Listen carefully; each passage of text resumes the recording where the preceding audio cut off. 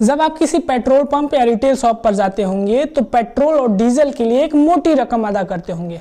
आज हम बात करेंगे कि वो मोटी रकम तय कौन करता है।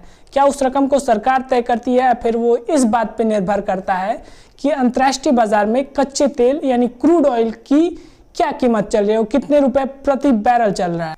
ये समझने से पहले आपको ये समझना होगा कि जो पेट्रोल और डीजल आपकी गाड़ी तक पहुंचता है वो किन किन प्रक्रियाओं से आपकी गाड़ी तक पहुंचता है।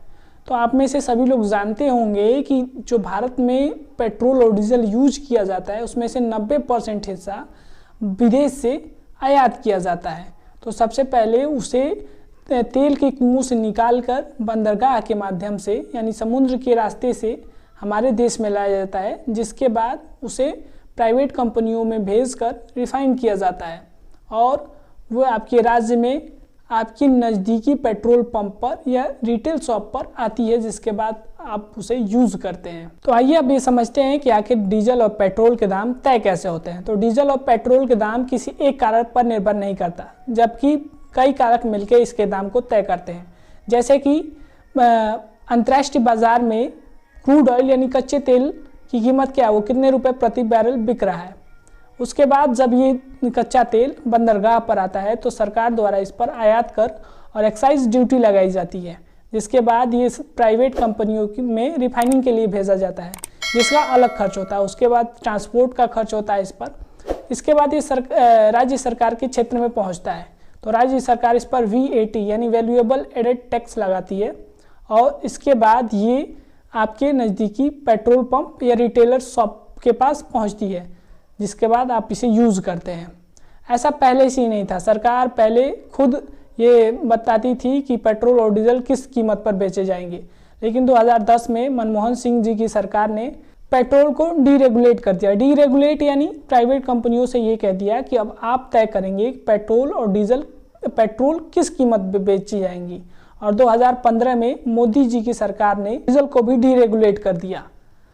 उस समय पेट्रोल और डीजल के दाम 2 महीने में 2 बार तय किए जाते थे, एक 1 तारीख को, एक 15वीं तारीख को, कि वो किस कीमत पर पूरे महीने बेचे जाएंगे। लेकिन मोदी सरकार ने 16 जून 2017 में इसमें एक नया नियम ऐड किया, जिसके तहत इस पेट्रोल और डीजल के कीमत को हर रोज सुबह 6 बजे रिवाइज किया जाएगा, यानी बताया जाएगा कि इसकी कीमत बढ़ी है या घटी है। तो आइए उदाहरण के माध्यम से समझने की कोशिश करते हैं कि जब आप पेट्रोल या डीजल खरीदते हैं तो उसका कितना % हिस्सा किसके पास जाता है।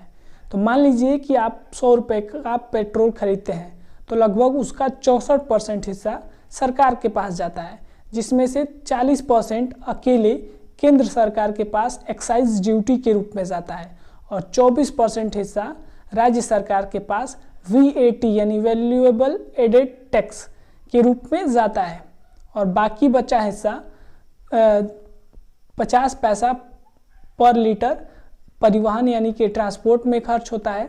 4 रुपये डीलर लेता है जो आपको पेट्रोल देता है, जैसे एक पेट्रोल पंप वाला हो गया या फिर रिटेल शॉप पर हो गया। दूसरा जो है उसके बाद वाला हिस्सा 4% हिस्सा लगभग रिफाइनिंग और जो और प्रक्रिया है उसमें लगता है और बाकी का हिस्सा क्रूड ऑयल यानी कच्चे तेल को खरीदने में लगता है। तो अगर इस दाम को कम करना है कि पेट्रोल और डीजल के दाम को कम किया जा सके तो सरकार को अपने एक्साइज ड्यूटी और VAT टैक्स में कटौती करनी होगी, ताकि आने वाले समय में पेट्रोल और डीजल के दाम में कटौती देखी जा सके। तो आइए एक नज़र अपने पड़ोसी देशों पर डालते हैं कि वहाँ पे पेट्रोल कितने रुपए पर लीटर है। तो पाकिस्तान में 51 रुपये पर लीटर, श्रीलंका में 60 रुपये और नेपाल में 68 रुपये, अफगानिस्तान में 43 रुपये पर लीटर है। ऐसा नहीं है कि भारत में ही सबसे ज़्यादा महंगा है, भारत से भी महंगे डीजल और पेट्रोल कई अन्य देशों में है, जैसे कि जापान में 94 रुपये पर लीटर, साउथ कोरिया में 96 रुपये, जर्मनी में 119 रुपये और फ्रांस में 128 रुपये और दुनिया में सबसे ज़्यादा महंगा पेट्रोल हांगकांग में मिलता है जो कि 174 रुपये पर लीटर है। उम्मीद है कि आपको वीडियो पसंद आई होगी। पसंद आई है तो वीडियो को लाइक कीजिए और चैनल को सब्सक्राइब कीजिए, ताकि आने वाले समय में आपको ऐसी वीडियो मिलती रहे, और वीडियो शेयर कीजिए। बहुत बहुत धन्यवाद।